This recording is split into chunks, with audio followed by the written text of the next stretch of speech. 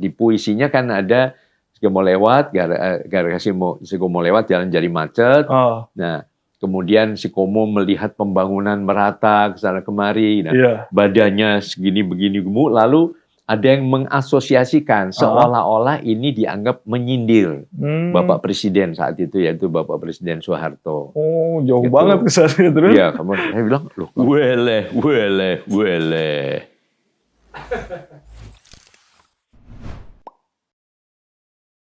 Nah, kan bicara Kaseto kan ada satu nih yang orang selalu melekat.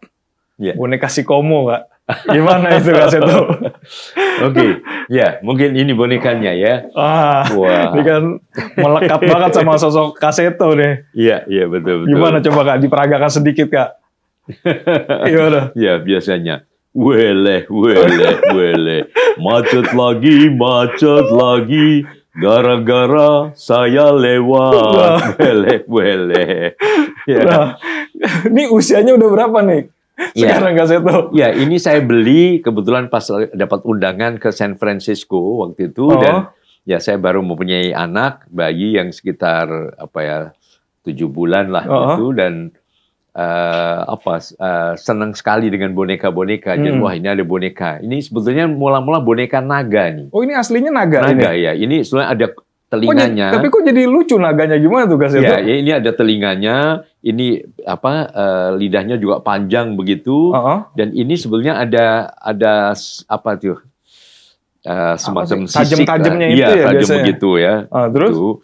Lalu, nah ini bahkan naganya naga terbang, ini ada sayapnya, begitu. Nah, ini mula-mula ya udah sebagai naga begitu. Lalu pada saat kemudian 1 tahun kemudian itu saya diminta untuk mengisi acara di Televisi Pendidikan Indonesia (TPI). Tahun berapa maaf Kak itu? Ini 88 belinya. Belinya 88. 89 akhir ya, menjelang mau tahun 90 tuh saya didatangi oleh petugas dari TPI.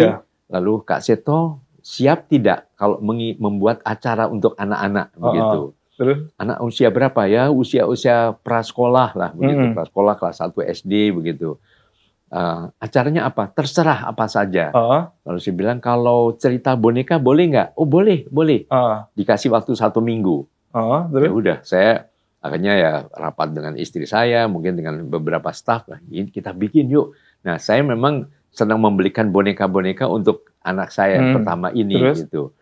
Akhirnya udah. Sebelumnya saya pernah punya ide si Komo ini.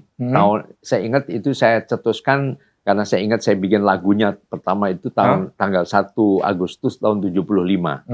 Nah, kenapa saya mempunyai gagasan cerita si Komo ini? Gimana tuh? Karena saya kan mungkin pernah ingat lagu Si Kancil. Ada si kancil anak nakal, suka mencuri ketimun. Ayo lekas dikurung, jangan diberi ampun. Ya, memang itu ciptaan Pak Kasur ya.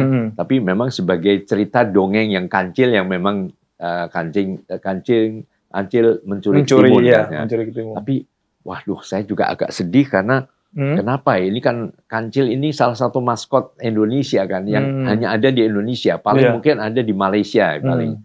Tapi ini kan harusnya jadi sahabat anak-anak gitu. Lalu saya coba cari satwa lain yang khas Indonesia. Beberapa saya temukan ada cendrawasih. Saya sebut cendrawasih Irian waktu itu kan. Waduh, cendrawasih bukan hanya waktu itu Irian Barat masih, tapi di Papua Nugini juga ada cendrawasih, wah bukan khas Indonesia.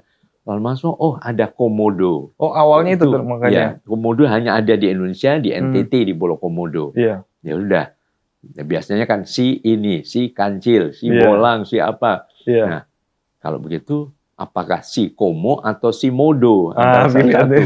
Akhirnya si Komo saja. Kenapa akhirnya pilih si Komo, Kak? Bukan si Modo, kenapa tuh? Ya, karena lebih enak si Komodo, si Komo gitu.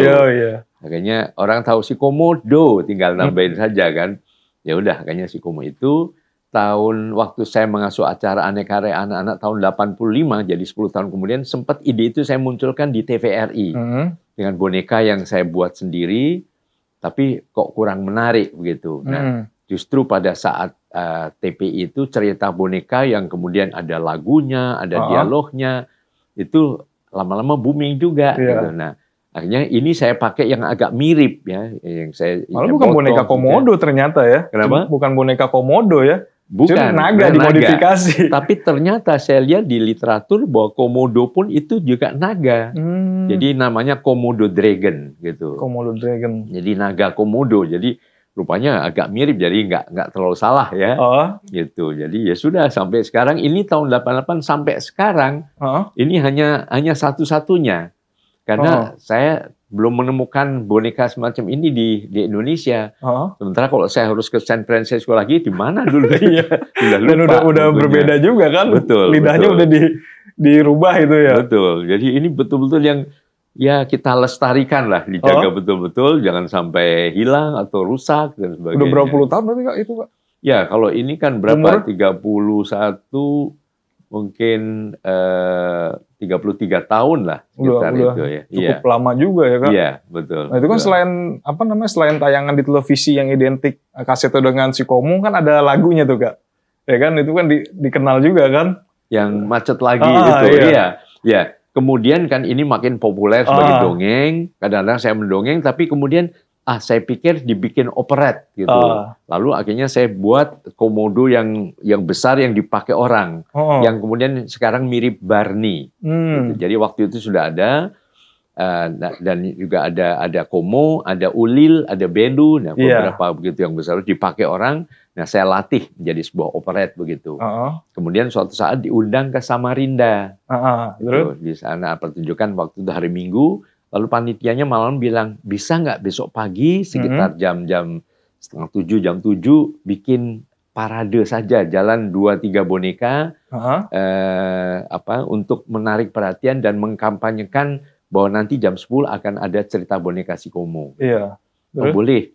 Nah waktu itu jam 7 udah jalan-jalan sampai jam 8 lah gitu. Wah banyak anak-anak yang datang minta foto, minta salaman, minta apa.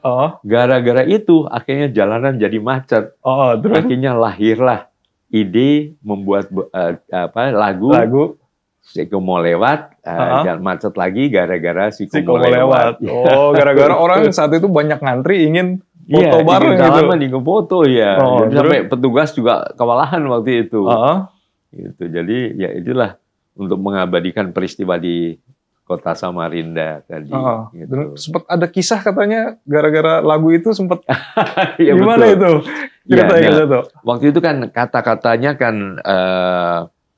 itu terus terang saya buat berdua dengan Papa Tibok, pencipta lagu anak-anak juga ya. Kita bikin supaya lebih inilah serak begitu. Nah di puisinya kan ada si Komo lewat, gara-gara si Komo lewat jalan jadi macet. Nah kemudian si Komo melihat pembangunan merata ke sana kemari, badannya segini begini gemuk, lalu ada yang mengasosiasikan seolah-olah ini dianggap menyindir Bapak Presiden saat itu, yaitu Bapak Presiden Soeharto. Jauh banget ke sana terus. Iya, saya bilang, loh enggak. Nah, karena itu cukup ramai, saya sempat dipanggil. Nah, saya menghadap Sekmil atau Presiden waktu itu Bapak Syaukat Banjaransari. Sampai dipanggil itu? Iya. Kaseto. Gitu, jadi ke istana berarti. Kaseto dimana ke istana? Terus? Iya.